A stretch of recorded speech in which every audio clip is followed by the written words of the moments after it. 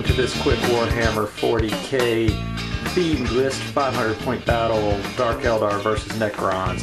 Dark Eldar are running a witch-based list, which 5 witches with haywire grenades and a venom with 2 splinter cannons. A second group of 5 witches, haywire grenades, and a venom with 2 splinter cannons. 10 witches, 1 waiting to be repaired, in a raider with a dark lance and a Hecatrix who is proxying for the succubus because my succubus isn't built yet.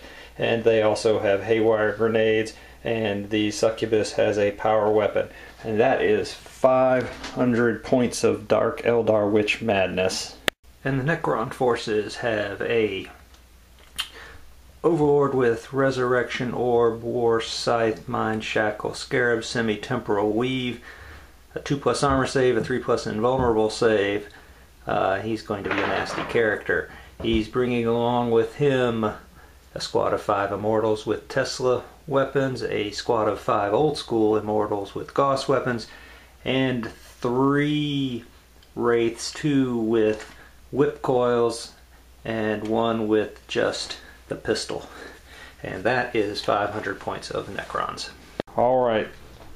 So, deployment. We rolled, it's Purge the Alien. We decided to play on a 4-foot by 4-foot board instead of a normal size board because of our small numbers. Dark Eldar went first. We both rolled Warlord traits, which mean we both got the same thing on a command trait, and we get to use our Warlord's Warlord's leadership. Dark Eldar put a Raider with the 9 witches and the succubus in this corner. 5 witches back here, 5 witches here. We've got 5 Tesla Immortals in some ruins. We have 3 Wraiths hiding in a crater, and we have some more Immortals and a Warlord sitting back in another ruins. These are possible exploding barrels. We rolled random battlefield, decided we were going with a crater theme, so on to Dark Eldar turn 1, unless the Necrons can steal initiative. End of movement phase, Dark Eldar turn 1. This venom moved a little bit closer in to get within 36 inches of those Wraiths. This venom moved to get within 36 inches of the Wraiths, and the Raider moved within 36 inches of the Wraith. Planning on concentrating all the fire on those guys to try and keep them out of close combat.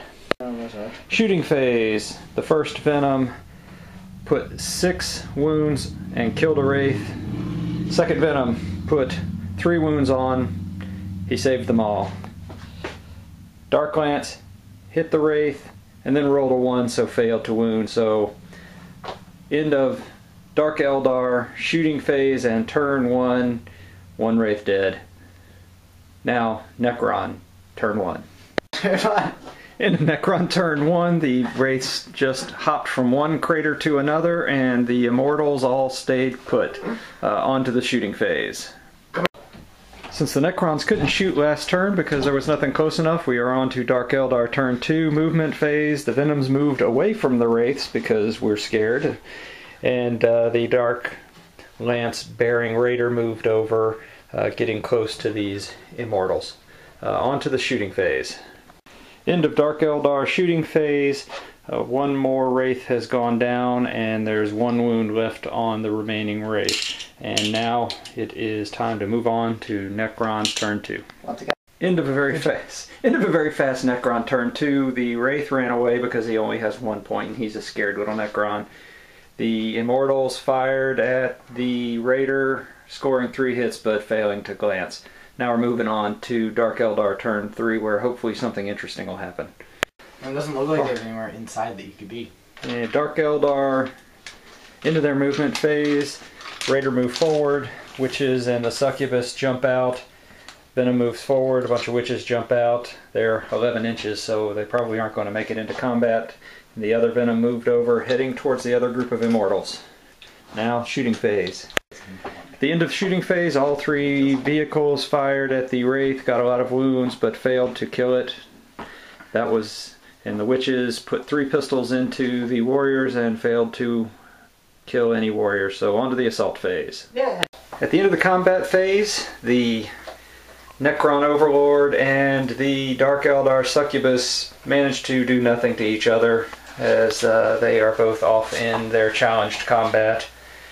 Then the witches managed to kill 2 warriors who did not stand back up, and the immortals killed 1 witch who of course didn't stand up.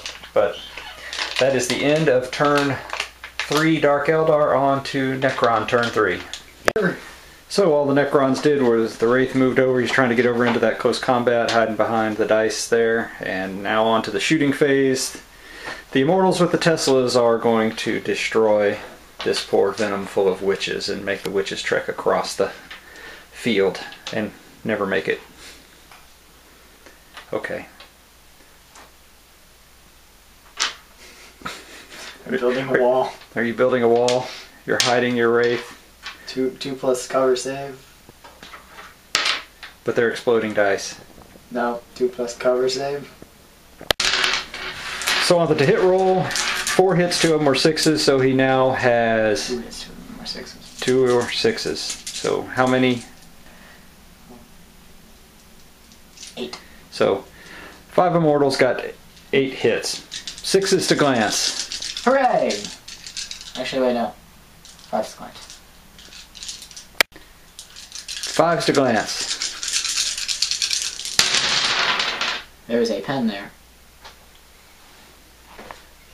1 pin. Wow, 8 hits, 1 pin. Sorry. You don't get a save. Jinx save.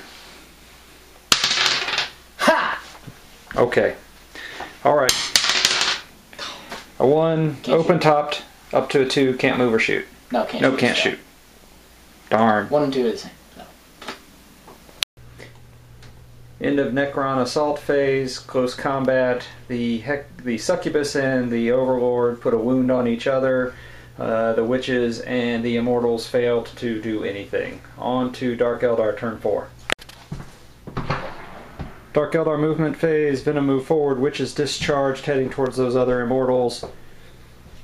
Witches move forward, trying to get into combat. And Venom and Raider move just a little bit to keep their Jinx save just in case, though no real point in that at this point. At least I think. Yeah. Into the shooting phase, the Wraith took a tumble from the Dark Lance. These splinter shots killed 3 immortals, but 2 of them stood back up, so managed to take 1 out. On to the assault phase. Alright, end of Dark Eldar assault phase. The Witches, it took all 13 witches to kill those last 3 immortals, and then over here 1 witch died to Overwatch. The other 4 witches killed 3 immortals, but 1 of them stood back up, and so they're still facing 2 immortals over here. Now on to Necron turn 5. The most exciting round of combat ever. The witches scored no wounds. The immortals got 1 wound that a witch saved with her invulnerable save. Over here, Mind Shackle Scarabs finally worked, and the Succubus managed to fail all of her wounds on herself, and then the Overlord failed to wound the Succubus. So tie combat all around. Yeah. Let's see, roll for whether there is a turn 6. There is a turn 6. End of Dark Eldar turn 6 assault phase. The Immortals finally were died. Mind Shackle Scarabs worked again, and the Succubus put a wound on herself, and the Overlord was unable to finish the job. On to Necron turn 6, or the challenge continues. Yes. Alright, so Mind Shackle Scarabs. Oh, failed. Attacking herself. 2 hits, 1 wound, and 1 invulnerable save made. 2 hits for the Overlord, 1 wound, and the Succubus dies. Dink. And I don't have resurrection protocols. No. Alright, now we roll for turn 7. There is a turn 7. Too bad. I can see. Alright. Dark Eldar wins the concession. 1, 2, 3 points to 1. 2. What's the second?